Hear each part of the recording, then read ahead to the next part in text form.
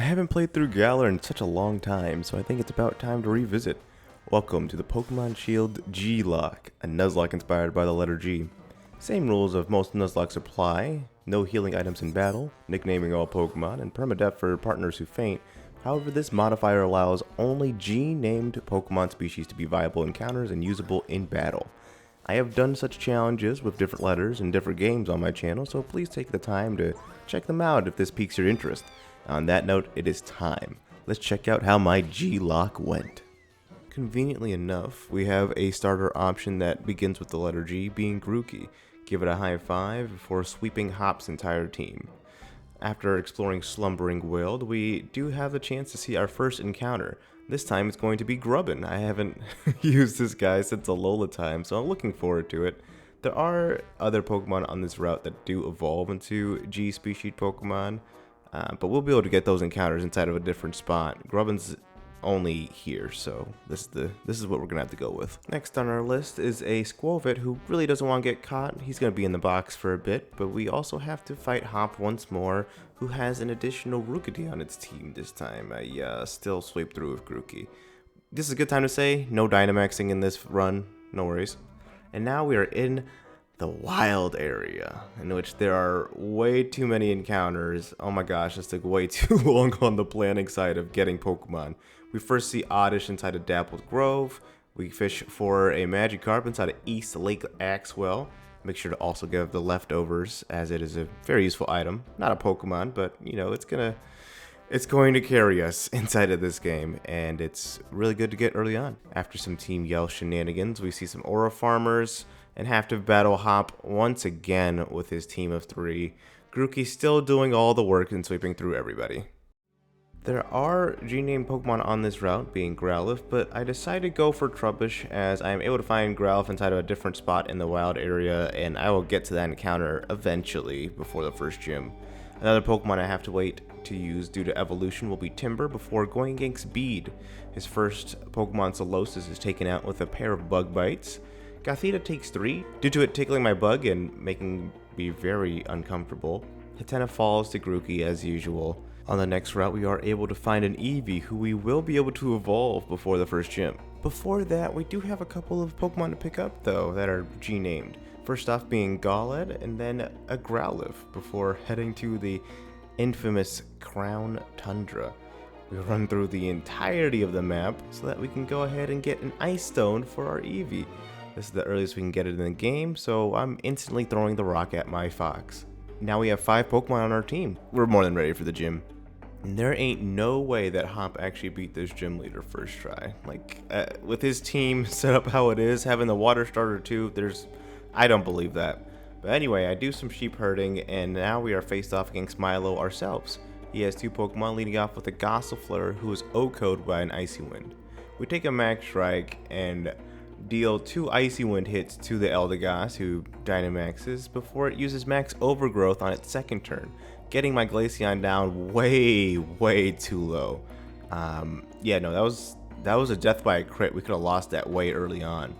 I do switch in Grubbin, who's able to take the move much better, and since it is outsped, we go for a Bug Bite before getting very low with Round, and a second Bug Bite is able to take out the Cotton, getting us our first gym badge. So go us.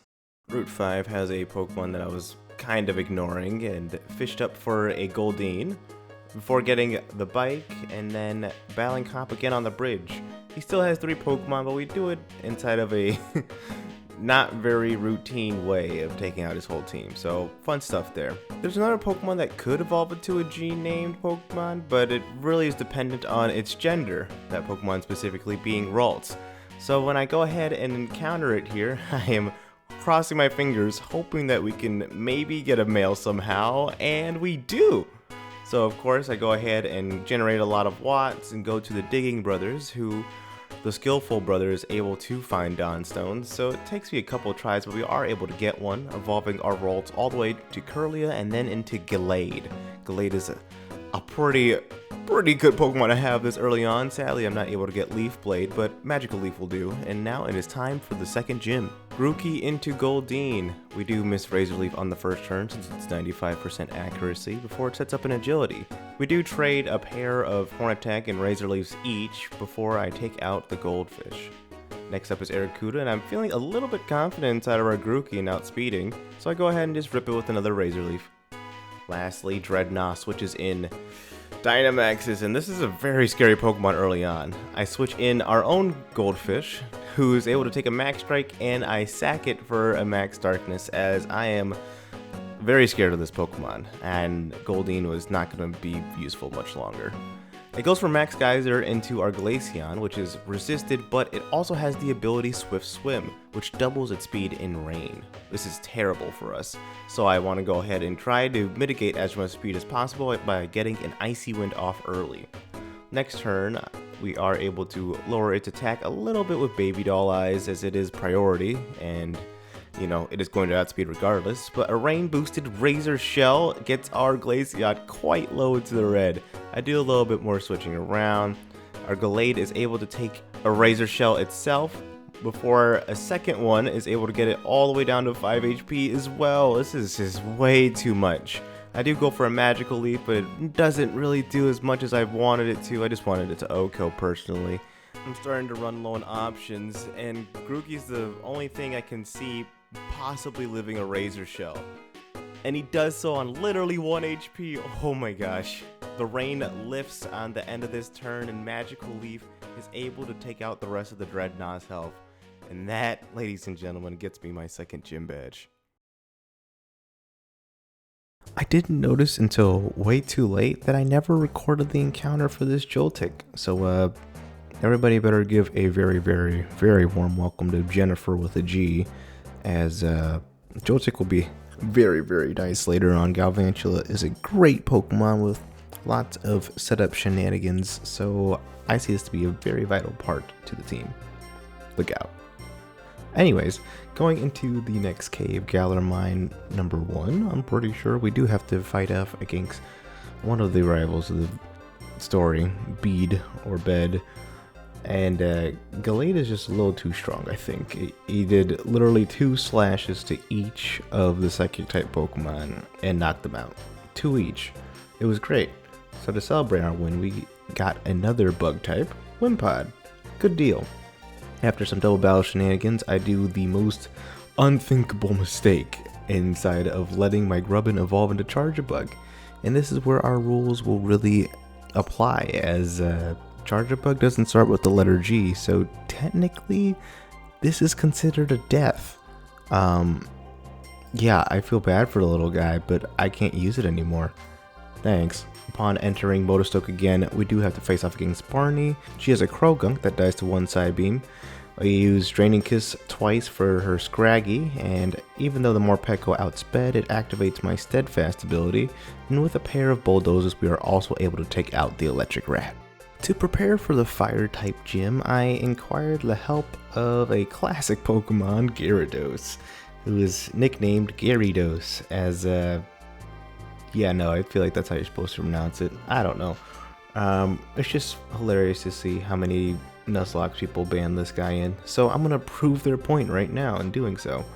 I like the gym challenge inside of the third gym, since it's a catch/battle theme. You gotta catch for 2 points, kill for 1 point, but anyway, it goes pretty fast, and now we have to go off against Kofu? I can't remember his name. His Ninetales likes to start with Will-O-Wisp, so I have Gyarados hold the Lumberry so that we could get rid of the burn status, and then hit with a Waterfall, which does almost the entire Pokemon's health. Never mind, it killed. Arcanine is next, and since it has Intimidate, I want to go ahead and swap around to get Intimidate back off of my Pokemon, get some on his, so that does minimal damage. After switching around for a little bit, because I'm anticipating another Will-O-Wisp, I switch in our own cute little doggy, who is able to eat up a Will-O-Wisp due to its Flash Fire ability. This is a bit of a stalemate, and I don't really see ourselves coming on top here, so I do end up switching back into Gallade, who is Will-O-Wisp upon entry, and since it wants to be so slow, it takes out with Bulldoze. Scorch is last, and I expect the Fire-type G move to come out first, as Flash Fire will negate the entire Fire-type move's effect, which it does, use the G-Max Inferno, eating up the move.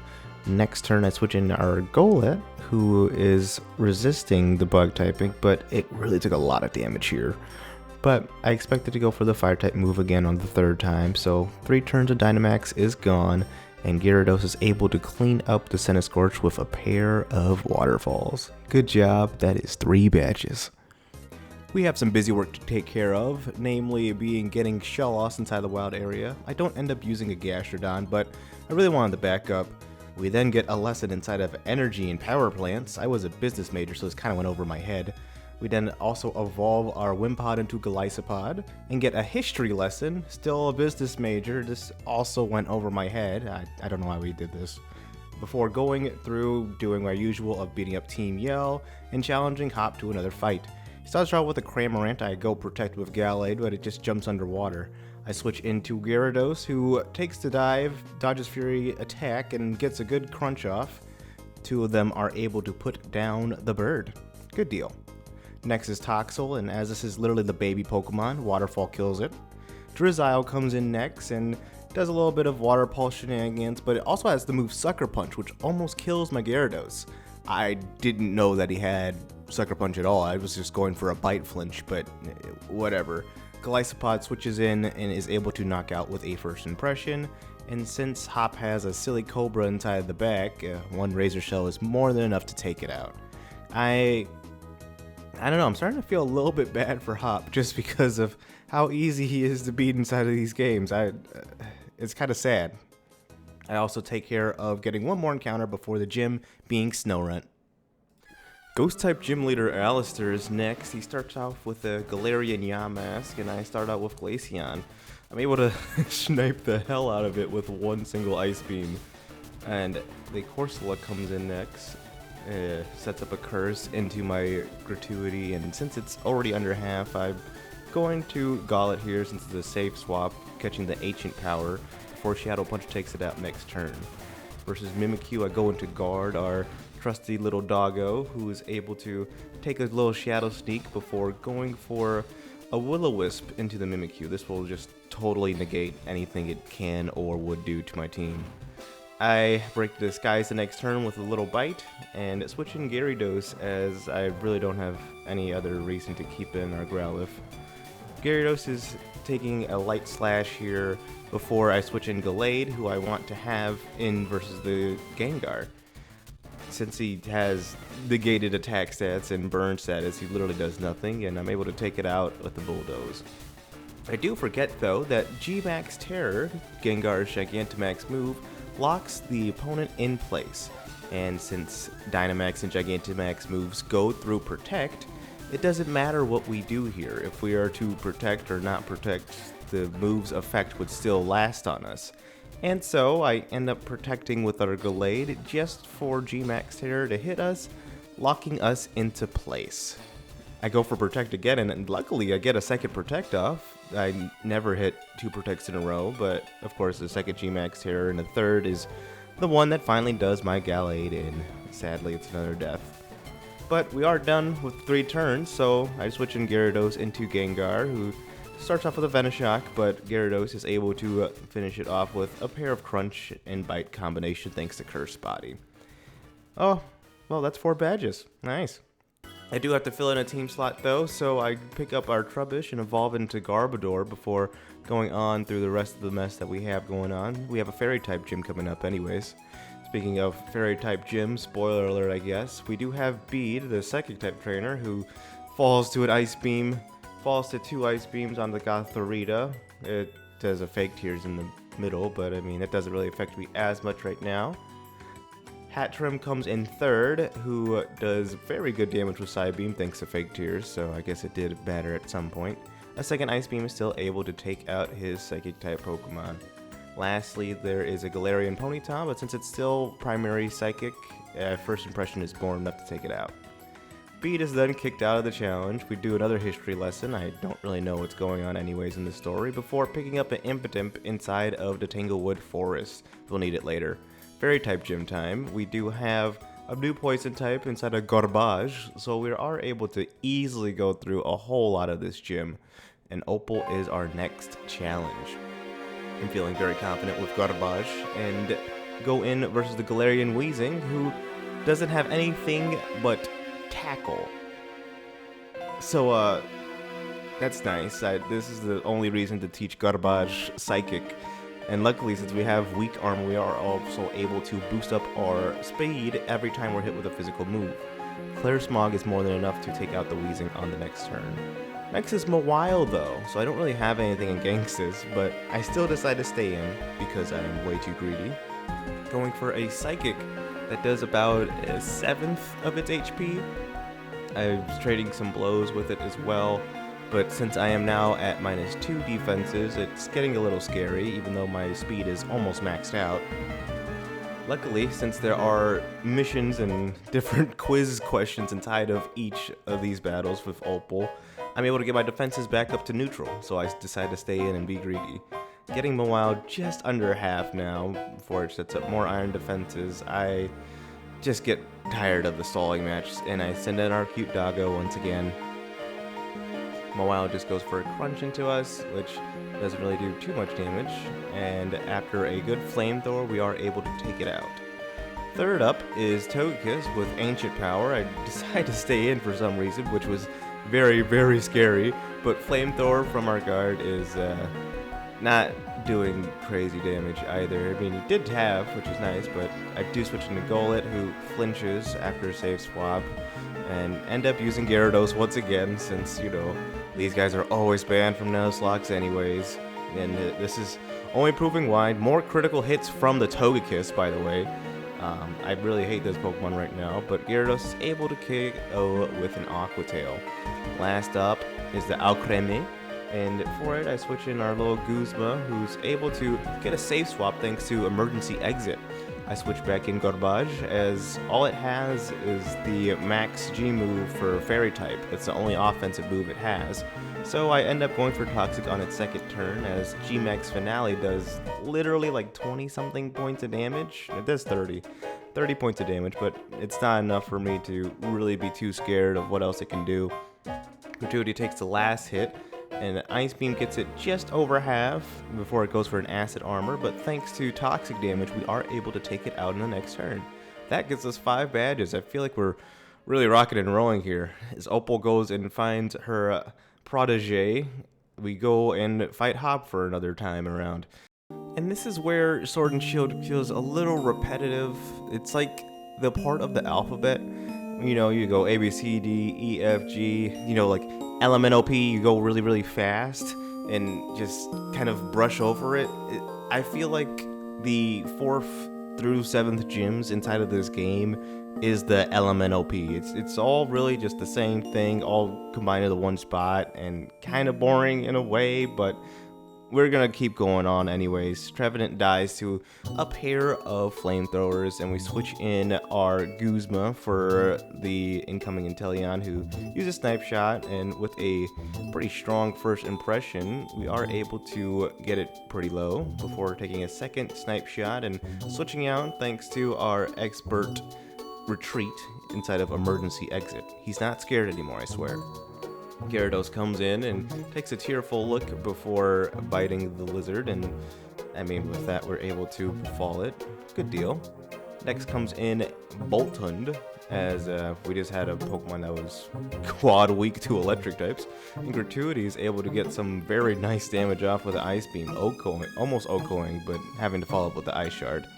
Gyarados is more than enough to take out Heatmor with just one Waterfall, and Waterfall into Snorlax is enough to get a flinch off, and since we are just at that half range, I go for Aqua Tail since it's a little stronger. And now we're in Sirchester, home of the 6th gym, and this is kind of the LMNOP that I'm talking about. It's Ice-type gym, and I don't think we'll have too much of difficulties here, but I gotta secure some other team members just in case. So we add our Timber here, who evolves into Girder, Very nice G Pokemon. And after some minor preparation and falling through way too many pits, it is time for some good old Giga Chat action. I mean, just look at how easily my guy is going through the gym. It's very nice to see. But here we are.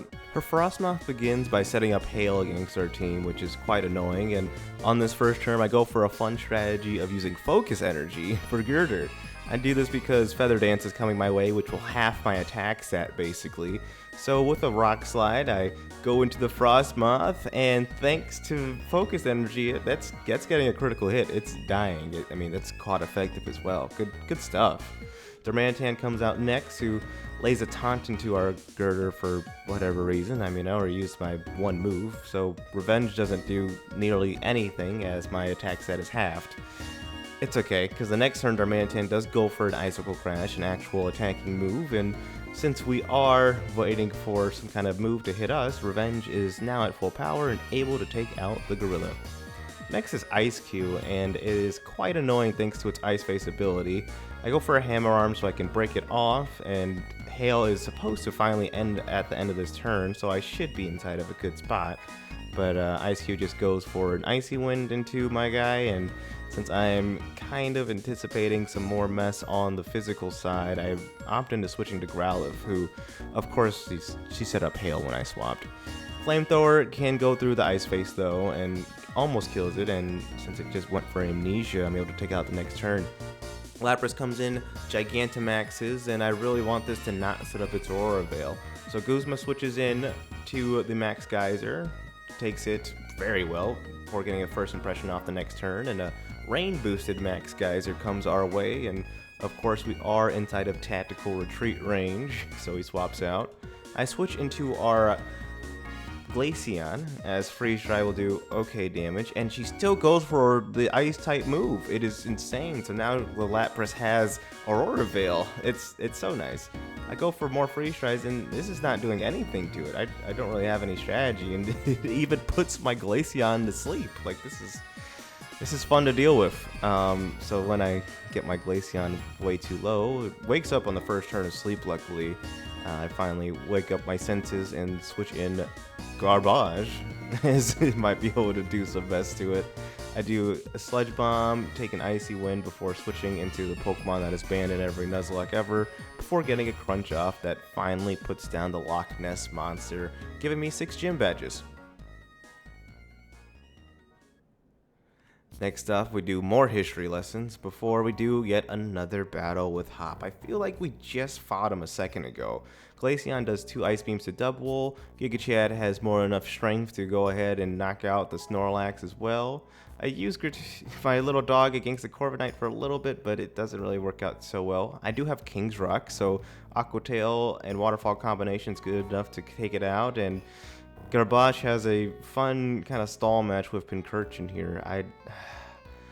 It goes for curses. I don't know. It feels like too bulky, but I still have leftovers, so it's not really bulky. And I'm hitting on the special side. It's very tedious and annoying. But I eventually wake up my senses and switch in Glaceon to take it out. Inteleon comes in next. I should have switched, honestly, looking back at this, but I am able to live a Snipe Shot, and Freeze Dry gets a critical hit, being able to take out Inteleon. I'm getting a lot of crits in this run. I bring in Impidimp, as we do have a Dark type gym, so I evolve it through Morgrem and into Grimmsnarl. Fiery type, and now Gaston is every last inch of him covered in hair. We upgrade our bike, and we're able to get a Grap locked inside of the water. It's level 50, so we can't use it, but we have a fight against Marnie to unlock the next gym. Sucker Punch from Liepard comes through, and Waterfall comes in the next turn and is able to take it out inside of one hit, thanks to another crit. Morpeko goes for a Spark, of course, looking at our Gyarados, and Giga Chad is able to go Revenge into the Morpeko on the next turn, taking out in one hit. Garbage is good enough for Toxicroak, as a Poison and Fighting type versus a Poison type is not really good to do too much, but Sucker Punch does hurt because of a weak armor drop, and Psychic is able to return the KO. Thank goodness. Scrafty is last, and Gaston uses Spirit Break, which is more than enough to take out the Scrafty, as it is quite effective.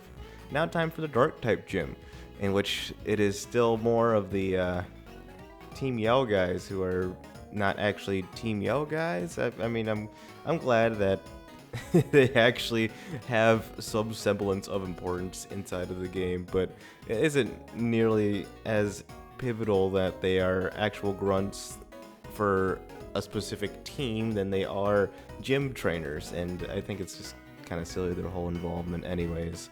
But we still have Giga Chad. He's more than enough to get through the rest of this gym for us. Which brings us over to Piers, the Dark-type gym leader, the first ever Dark-type gym leader. I lead off with our Grimmsnarl into Scrafty, who, of course, sadly has Fake Out for whatever reason. But on the next turn, Spirit Break is more than enough to Oko. Again, another Scrafty. Obstagoon comes in with an Obstruct, and since it's just blocking physical moves, I go for a Torment onto it so that I can't block 2 turns in a row. Good deal. I switch into Giga Chad, and since I totally am slow and such, I still wait for it to go ahead and attack on a turn that it can't use Obstruct by using Focus Energy, and then on the next turn, since it can use Obstruct, guess what it does? It protects itself, and I still hit it anyways. This is why we have to pay attention to what we do inside of video games. It's okay though, because, I mean, defense drops, but he can't really do anything to me anyways because he's too strong, and he just boosts my revenge power anyways, so quad effective revenge knocks out in 1 hit.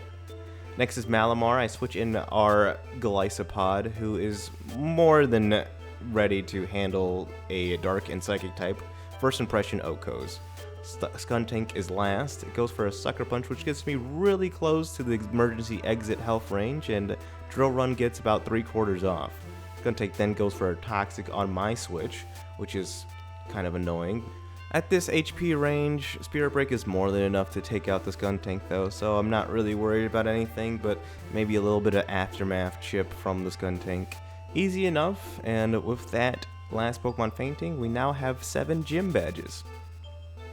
Seems I'm about to have a champion time! Yeah, he kinda scares me a little bit too. The adults do some talking as Darkest Day is coming up now apparently, but us kids have priorities and are told to go ahead and go do the 8th gym while the world is going to get destroyed. This is versus Raihan. This is the Dragon-type gym leader, quote-unquote, but he is more of a double battle weather specialist than anything, as he's the only trainer that makes us go through a double battle to get his gym badge, and has a Sandstream Gigalith, which will up the special defense of all of his ground and rock types throughout the battle, all in steel too. Breaking Swipe comes in first from Flygon. It doesn't affect Gaston, of course, but it does lower Giga Chad's attack. Spirit Break is almost enough to get a one-shot on Flygon, so short, but I also am able to get a special attack drop there. Gigalith goes for a Body Press into Grimmsnarl as well, which does okay damage, and since Revenge goes off onto a Pokemon that was not attacking Giga Chad, it does pretty weak damage. Spirit Break goes into Flygon after it misses a Steel Wing on the next turn, and I'm able to take it out with 1 more Spirit Break. Good job. Giga Chad goes for a high horsepower, as it does more to Gigalith if it isn't hit, and of course on this turn Gigalith decides to use Body Press into our Girder. Good thinking there, Hunter. Good job. Sandaconda comes in next, and the special attacker uses Earth Power on the Giga Chad, getting him quite low, and Gaston starts using some false surrenders into the snake, but doesn't do crazy damage. I try to double into it by also using high horsepower, which doesn't do a lot, as Gigalith sets up rocks on our side of the field. Next turn, I switch in our Golisopod for Giga Chad over here and take some pretty mean rock damage before Gaston does another false surrender into Sandaconda, getting it to 1 HP, I swear. Taking a Earth Power from the Sandaconda into our Golisopod slot, as well as a Body Press, since I was quite low inside of HP, I am able to also take that Sandstorm chip, and since we are just hit under half at this moment, Emergency Exit activates, sending in our Gyarados. Good deal, I'm able to get an Intimidate off into both slots. Doesn't matter against the Sandaconda as much, but it will definitely help out with the Gigalith, who's still looking down our faces. I go ahead and Waterfall on the next turn and False Surrender out the Sandaconda, and now we have cleared out the board for its Duraludon to come on in. This mon really sucks. All of its Dynamax moves have way too crazy of abilities, and special properties. And did that guy just take a selfie before throwing it out? Okay. Max Steel Spike comes out and just obliterates my Grimmsnarl. I wasn't even thinking he would go for the slot. I thought he would attack our Gyarados and do a Max Rockfall, get the Sandstorm up, but no. There goes Grim. There goes Grim. I don't know what to do about that. Again, Intimidate drop off before switching in Girder on the Gyarados slot. And now, after taking some stones, it goes for the Rockfall damage onto the Gyarados slot. It does 12 HP after Eviolite and Intimidate, but now the Sandstorm is back. I switch in Gratuity onto our Garbage slot, and after taking some stone damage, it goes for Max Rockfall once again, but this time into the other slot. I don't understand why he didn't just go for the kill there. So Giga Chad does get a free hit off at least before Sandstorm does do him in. It's very unfortunate. He did huge work this time. Duraludon somehow outspeeds both of our Mons and goes for a Stone Edge that kills our Golisopod, so that's real nice, but since it doesn't have a special defense stat to save itself at all, Ice Beam is more than enough from Glaceon to take it out. We lost 3 Pokemon inside of one fight, and this is what I meant by this fight is so scary and difficult sometimes if you don't do things inside the right order, but at least we have 8 gym badges. Sonia becomes a professor apparently, and we take a train to almost Winden, and I say almost Winden since we go to basically the victory road of this game being Route 10, and it reminds me that we do still have a Snorunt hanging around that we can evolve into Glalie, but I don't really want 2 ice types. We finally make it to the boring, cool, not really cool town that is only really here for the league. I definitely forgot to record some of the encounters I did, so while I was trying to grind up for getting the team wrapped up, I encountered a Gengar inside of the Giant's Cape, or Giant's Cap, sorry. Rounding off my team here, now we have a full set of 6 ready to go for the Champions League of sorts. Starting off with Gyarados here, the Gyarados with Crunch Bite, Aqua Tail, and Waterfall. I forgot to record my Goodra encounter, but I have had one. Fire Blast, Dragon Pulse, Power Whip, and Body Slam. Jennifer the Galvantula, who's going to be great. Sticky Web, Electro Ball, Energy Ball, and Bug Buzz. I have Grapplocked, Grabsies here. Octolot, Reversal, Superpower, and Liquidation. We have Gratuity, our Glaceon who's been with us for the whole time. Ice Beam, Freeze Dry, Shadow Ball, and Ice Shard. And Gagatha, the Gengar who we just picked up, who has Dark Pulse, Shadow Ball, Dazzling Gleam, and Sludge Wave. But now it's time to beat up the other trainers inside of our way. First off is Marnie, whose cat dies to 1 Water Pulse. Jennifer is able to take out Morpeko with 1 Bug Buzz itself, and Scrafty does live 1 Bug Buzz, but is able to fall to a 2nd. Fourth up now, we have a Toxicroak who starts off with Swagger, but since we are just way too good at this game, Jennifer breaks through and lands a Sticky Web on top of the field. I don't really have much for it though, so I switch in Gagatha, who takes a Venoshock as well as a very heavy Sucker Punch. Oh gosh, that scared me, before taking out the Toxicroak with a Shadow Ball. Good stuff there. Grimmsnarl wants to go and use his G-Max Snooze move, but I switch in Grabsies, who's able to take the hit. On a second turn, it's using a Fairy-type Max move, so I switch around before getting Goodrin on the 3rd turn. 4th turn, Galvantula is back in, using Electro Ball as it is much faster. After taking a Darkest Lariat, we are able to take out the Grimmsnarl with a Bug Buzz. Nice fight. Next up is Hop, and it's our final fight against him. I'm feeling a little nostalgic right now, almost want to cry. Hop leads off with Double, who gives Zen Headbutt into our Grapplocked, but yeah, 1 superpower is more than enough to take out the sheep. This is more than fine. Corviknight is taking a Drill Peck into us on the free turn, but Fire Blast takes it out. Of course it crits. Dragon Pulse does just about half the Snorlax with a crit before getting us with a Hammer Arm, and since Power Whip missed, I'm getting a little annoyed here, taking a 2nd Hammer Arm and getting quite low now. I take the move to switch over to Galvantula, who resists the Hammer Arms that are incoming before setting up another Sticky Web onto the Snorlax slot as it hits me with a high horsepower. Electro Ball is more than enough to end the Snorlax, that is -3 speed, and More stalling with Pincurchin. I can't believe it. It's like weirdly bulky. I don't understand. And it's only raising its physical defense with curses, but ice beams are more than enough. Just a pair to take it out. Thank you. And lastly is Inteleon, who is stuck inside of our web, slowing it down, and Freeze Dry almost gets a knockout through the Dynamax health. It uses a max darkness, which doesn't do crazy damage at all thanks to our held Assault Vest, and with another Freeze Dry we get it pretty low. I go for 2 more Freeze Dries since it uses a full restore, but beat Hop. And this not singing part is so great to see as the whole stampede kind of goes through the tower. It was fun to see the first time around. We have to go through a bunch of double battles with Hop before getting to the top of Rose Tower and battle Oleana, the secretary person to Rose. I'm not really sure her role. Anyway, goes for a Will-O-Wisp onto our Glaceon on the first turn, and Shadow Ball is of course super effective, and we are just shy of the Oko. It's unfortunate, but the second one is able to take it out, so I'm not going to complain too much, even though we are burned now. Salazzle gets a free poison onto our Gyarados, and Bulldoze is more than enough since it is quad effective to Oko. Sunarena predicts a bug type of sorts switching in, so it uses Acrobatics on its free turn, and Bug Buzz returns for a one-hit KO into it.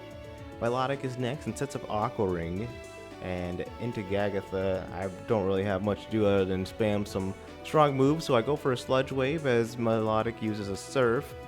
I take about half of her health, and she takes just about 40% of mine. A second Sludge Wave is able to knock it out, though.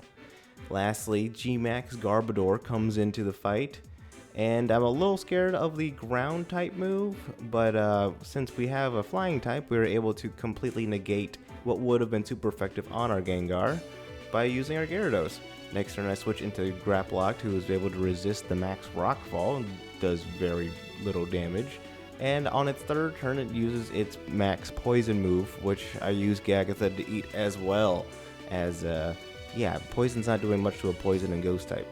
I switch in Goodra as just sets up Toxic Spikes, kind of weird, but Dragon Pulse is able to do just over half to the Garbodor as it sets up another layer of spikes. I don't know what's up with the thought process here from the NPCs, but that's Oleana done. The adults talk about some random stuff. Leon is conflicted or something talking to Mr. Rose, but we must go on with the final matches for the Champion Cup. I mean, come on, but Bede wants to interrupt that first, so starts off with a Mawile, all fairy typed up now. Cool to see, I guess, but yeah, going to Jennifer, we do start off with a Sticky Web as we take a pretty mediocre play rough, getting about a third. We switch into Gyarados with an Intimidate, who's very nice, and Waterfall gets about 80% on the HP there. After another play rough and a heal turn, I get a flinch, luckily, and Bulldoze is more than enough to take out the Mawile afterwards. Thank goodness. Switch into Glaceon on the Gardevoir as starts to set up Wishes, which is not going to be very fun to deal with later on. I go for a Shadow Ball that does about 3/4, but Gardevoir goes for a Calm Mind as the Wish comes through. Another Shadow Ball does about 1/3 now, and Gardevoir sets up Wish again. I go for Shadow Ball, and I luckily get the KO there, but yeah, no, that would be way too long of a waste. Rapidash comes in and is weak to the Shadow Ball, but almost, it still hangs on a little bit of HP. Psycho Cut does little damage, and another Shadow Ball takes it out. Train goes for Gigantamax, and since it has the Max Flare move, I switch into our Gyarados, who's able to resist. With the sun up now and kind of being scared, I want to switch around for moves, but it goes for the G-Max Smite, nearly killing Goodra, living on literally 18 HP there. It was way too close. I wish I was paying a little bit more attention there. Goes for a G-Max Smite again into Goodra, but I switched into Gagatha, thankfully, so it resists the Fairy type move thanks to the Poison typing, and now it's not huge anymore, thank goodness. Switch back into Glaceon, and it does have a crazy special attacking stat, but thanks to our Assault Vest, we are able to take some more hits from it. Shadow Balls are coming into the Hetrain, does about 80% to her as well, and goes for a Calm Mind. That's 2 fights in a row where the bots are just going for status moves when they're 1 alone and 2 at super low HP, but I'll take the wins where I can. We gotta keep going. And keep going we will into the champion portion of the finals. The Champions Comp is a tournament in which we battle all the gym leaders that we win against, basically. Well, a good amount of them since they beat each other up as well inside of this tourney. And first off, we are pinned up against Nessa, the water-type gym leader that we had a little bit of difficulty to. I believe Nessa was actually our first death with our sacrificial goldfish inside the beginning of the run. So here we go for round 2 versus Nessa. Glycopods are supposed to go for first impression, but for whatever reason he doesn't and instead opts in for sword stance, allowing me to get up a sticky web for free. Next turn I go for energy ball to get it in kill range as it goes for a second sword stance, +4 now. I am still much faster and Glycopod dies to an electro ball. Electro ball also OHKO seeking as it doesn't have lightning rod. It OHKOs Barraskewda as it has paper thin defenses. Pelipper is able to switch in, get the drizzle off, but it also dies to an Electro Ball as it is quad effective. Dreadnought now has the ability to Gigantamax, and that's a little bit scary. I mean, if you've seen the anime and its neck just extend really crazily, it's weird. But anyway, I'm expecting the Rockfall move, but instead it goes for a Max Darkness onto my Graplock switch, which is amazing. Best case scenario. Gyarados switches in for Intimidate, and as well as to predict the G-Max move, since it is a water-based move, and she goes for it, the Stone Surge, letting pointed rocks float around the air. It's a kind of stealth rock. Third turn, Goodra switches in, and finally it goes for the Max Rockfall, taking out the Rain and its Swift Swim ability, but instead bolstering its defenses because it is a rock type in Sandstorm. I'd rather this than it outspeed my team, and yeah, no, this is fine. I switch in Grabsies onto a soft rock tomb, take a liquidation so that my revenge can get powered up, and with that revenge we are able to knock out the Dreadnought, safely exiting the fight. Second is Alistair, who took our Gallade way early on in this challenge, and I'm still kind of mad at him about, so I sent in Gengar, who uses Shadow Ball and Dusknoir, taking out in one hit, as well as the Chandelure, who's next, the Poltegeist, the Cursola, and even the G-Max Health Gengar, all thanks to Life Orb. Thanks, Gengar. Next is Raihan, who is in the semifinals and still is trying to dominate all kinds of weather, starting with the Torque over Drought. I go dig into it first with my Octopus before getting a little bit sleepy, so I want to switch him out and not get put to bed. Goes for Solar Beam instead of a Heat Wave or whatever Fire Blast he has, but I have Sap Zipper Gudra, so crazy enough prediction, I guess, I'll take it. Dragon Pulse is more than enough to take the turtle out next. After the first turtle dies, the second turtle comes in, who also faints to one use of Dragon Pulse. Flygon then comes in third, who switches the weather from the sunny into Sandstorm for some reason. It also dies to one hit of Dragon Pulse. It's Gudra is fourth and is kind of a water type in this game, and instead of going for any kind of moves that are useful, it uses Rain Dance, changing its weather once again. It's the fourth weather swap that there has been. I don't understand. Anyway, Glaceon is more than enough to take out the Gudra, but since I switch into a move, it uses Muddy Water. I miss my Ice Beam, and it gets another free hit off before Ice Beam connects on the next turn, taking out the Gudra. Its Tower comes in for the second time in this run, and Max Rockfall is used on Glaceon, so I do a quick switch on the first turn. Second turn, he uses a Max Steel Spike. I still feel pretty comfortable, so I stay in with our Octopus, taking significant damage. And then I use Dig on that same turn so that I avoid the third hit, as this is one of the only ways to dodge Max moves. Dig connects on the next turn, and I switch into Gudra. Body Press does pretty substantial damage, and since I really don't know what to do here, I kind of just stay in with Gudra and let it fall. I don't really see it being used much in the next two fights, so it will be okay. I swear it will all be worth it. Chairman Rose is a little nervous about what could happen 1,000 years in the future in Galar, so instead he decides to bring about the apocalypse today. Fair enough, let's go ahead and pick up the shield and beat him up since he's kind of tweaking right now. We did also bring up Golurk, who is able to learn Heat Crash thanks to a TR. This is super effective against first Escavalier, which is a Bug Steel type, as well as his next Pokemon Ferrothorn, who is Bug Grass. Good deal. I switch for Earthquake for Berserker, who also dies in one hit. And Klekang is the first Pokemon to actually outspeed us, but another Earthquake is able to OHKO. Last but not least, not looking too good, is his big elephant, Caparaja. It goes for a Max Mind Storm on its first turn. I switch in our Gyarados so that we can, get Intimidate, not take as much damage, and a Psychic Terrain boosted Max Mind Storm does about 100 HP to Jennifer on a switch. Goes for the Max Steel Surge on the third turn, and after another Intimidate, it's really not doing much of anything. I then realized that this Pokemon, how much defense does it have? 69 defense! Nice! Anyway, this thing is not bulky at all, so it took substantial damage from a Bulldoze before doing about a quarter with a Zen Headbutt, but the next Bulldoze is able to take it out way easy. Thank you, Chairman. Leon decides to use a Pokeball without weakening a Pokemon first, so of course it breaks out, and now we have to try to deal with it. Kill Eternatus with Golurk, easy enough, and then it gets all big, mad, and scary, so we have to go and summon some dogs to go and punch it and slash it and bash it a little bit, and then we get it with our own Pokeball. Last is the champion fight versus Leon himself. We're gonna absolutely have a champion time today. Aegislash starts with the King Shield as I set up Sticky Web. I go for an Electro Ball thinking he's gonna go for a Shadow Sneak or something, but it uses Shadow Ball and nearly takes out Jennifer. I switch in Gyarados next, who takes the Shadow Ball about a little over a third before going for a Bulldoze, and since he didn't use King Shield, he has no defenses. Dragapult is next, and since I have Assault Vest, I switch into Glaceon, who eats up a Thunderbolt. I overpredict how much Ice Shard would do, and as it does nothing, I get hit by a very strong Flamethrower. I want to take it out in this next turn, so I sit in to take another Flamethrower as it gets a Glaceon way too low, and burns! Oh, that's just putting the nail in the coffin.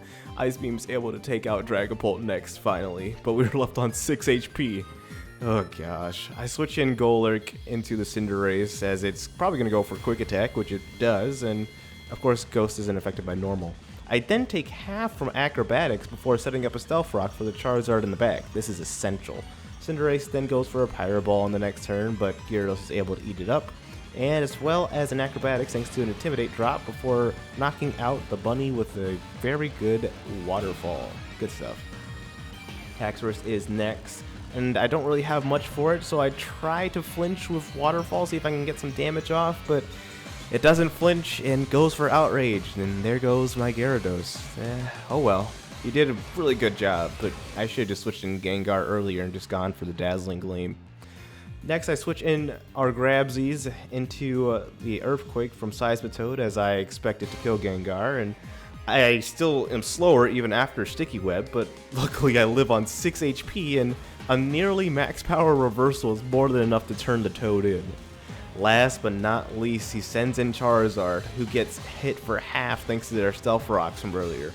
It goes for max Airstream, and yeah, there's no way that anyone was going to live that comfortably. So Grabsies is gone. It now outspeeds everything, so it goes for a max Rockfall into Jennifer, also knocking it out. It does take some Sandstorm damage, and since I still have 6 HP on my Glaceon, I decided to burn its last turn. No pun intended. But yeah, it has to dice too.